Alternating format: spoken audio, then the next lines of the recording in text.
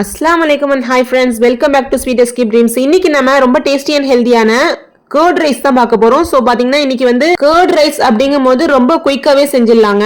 இன்னைக்கு வந்து நம்ம லஞ்ச் பாக்ஸ் ரெசிபி தான் பார்த்துட்டு இருக்கோம்.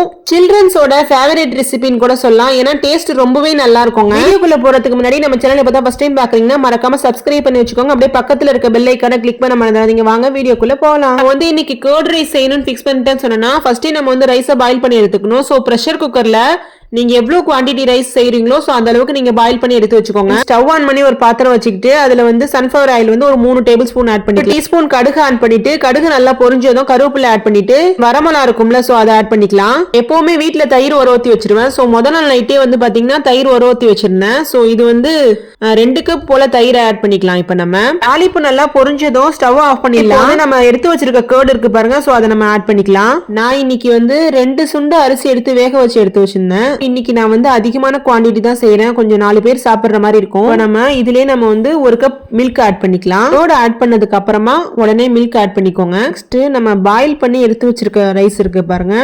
சோ அது கொஞ்சம் சூடு ஆறுனதுக்கு அப்புறம் பாருங்க இந்த மாதிரி கொஞ்சம் ஆறுனதுக்கு அப்புறம் பாத்தீங்கன்னா நீங்க டைரக்டா நீங்க வந்து அந்த ரைஸ் அதுல ஆட் பண்ணிடுங்க. மாதிரி நம்ம கொஞ்சம் கொஞ்சமா ஃபுல்லாத்தையும் ஆட் பண்ணி விட்டுட்டு அப்புறம் தான் நம்ம ஸ்டவ் ஆன் பண்ணணும். தாளிப்பு பொரிஞ்சதுக்கு அப்புறம் நம்ம வந்து ஆட் பண்ணோம்ல கர்டு அப்புறம் மில்க் அப்போ வந்து நம்ம ஸ்டவ் ஆஃப் பண்ணிக்கணும். ஸோ டைரக்டா நம்ம செய்யும் போது இந்த மெத்தடை ஃபாலோ பண்ணி செஞ்சோன்னா உங்களுக்கு வந்து கர்ட் ரைஸ் பாத்தீங்கன்னா ரொம்ப அழகா வரும். நீங்க வீட்லயே தயிர் உர ஊத்தி செஞ்சோன்னா இன்னும் நல்லா இருக்கும். நம்ம ஸ்டவ் ஆன் பண்ணியாச்சு. இந்த பாருங்க இப்பதான் கொதி வருது. ஸ்டவ் வந்து ரொம்ப ஹை ஃபிளேம்ல வைக்காம கொஞ்சம் மீடியம் ஹைல வச்சுக்கோங்க. இப்ப நம்ம சேர்த்திருந்த தயிரும் அந்த மில்க்கும் ஒன்னா சேர்ந்து ஒரு நல்ல ஒரு டேஸ்ட் கிடைக்கும். இந்த கர்ட் ரைஸை காலையில ப்ரிப்பேர் பண்ணிட்டு மதியானம் லஞ்சுக்கு கொடுத்து விட்டீங்கன்னா ரொம்ப நல்லா இருக்குங்க. அதுவும் இல்லாம இந்த கர்ட் ரைஸ் வந்து ரொம்ப கெட்டியா இல்லாம கொஞ்சம் சொத சொதன்னு இருக்கிற மாதிரி இருந்ததாங்க டேஸ்ட் நல்லா இருக்கும். ரொம்ப கெட்டியா இருந்தா அடைஞ்சு போன மாதிரி ஆயிடும். மில்க் ஆட் பண்றதுனால உங்களுக்கு வந்து டேஸ்ட் இருக்காது அப்படின்னா கிடையாது. உங்களுக்கு வந்து எல்லாமே ஒன்னா கலந்து ஒரு நல்ல ஒரு டேஸ்ட் கிடைக்கும். நீங்க வந்து உடனே சாப்பிடும் போது நல்லா இருக்கும். ஸோ வச்சிருந்து சாப்பிட்டீங்கன்னா இன்னும் நல்லா இருக்கும்.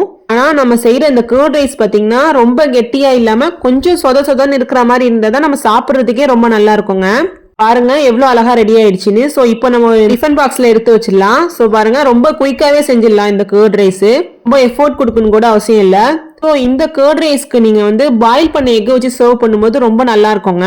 ஸோ அதை விட இன்னும் டேஸ்டா இருக்கிறதுக்கு ஒரு ஐடியா இருக்குங்க. நம்ம வந்து ஊறுகானா இருக்கும்ல நெல்லிக்காய் ஊறுகாய் அப்புறம் வந்து ஊறுகாய் இருக்கு பாருங்க. சோ அதை வச்சு நீங்க லஞ்ச் பாக்ஸ் கொடுத்தா கூட இன்னும் நல்லா இருக்கும். அதை விட இன்னும் டேஸ்டியா ஒண்ணு சொல்லட்டுமா, உருளைக்கிழங்கு ஃப்ரை இருக்கு பாருங்க. சோ அதை நீங்க கொடுத்தீங்க வச்சுக்கோங்களேன் காம்பினேஷன் ரொம்பவே பக்காவா இருக்குங்க. இன்னைக்கு ஸ்கூலுக்கு கொடுக்கறதுக்காக கர்ட் ரைஸ்க்கு நான் வந்து சைடிஷா பொட்டேட்டோ ஃப்ரை இருக்கு பாருங்க. சோ அதான் நான் செஞ்சிருந்தேன். கர்ட் ரைஸ்க்கு சைடிஷா நம்ம வந்து என்ன வேணும்னு டிசைட் பண்ண முடியாது நம்மளே. சோ நம்ம குழந்தைங்களுக்கு என்ன பிடிக்குமோ அதை வந்து நம்ம கேட்டு நம்ம செஞ்சு கொடுக்கணும்.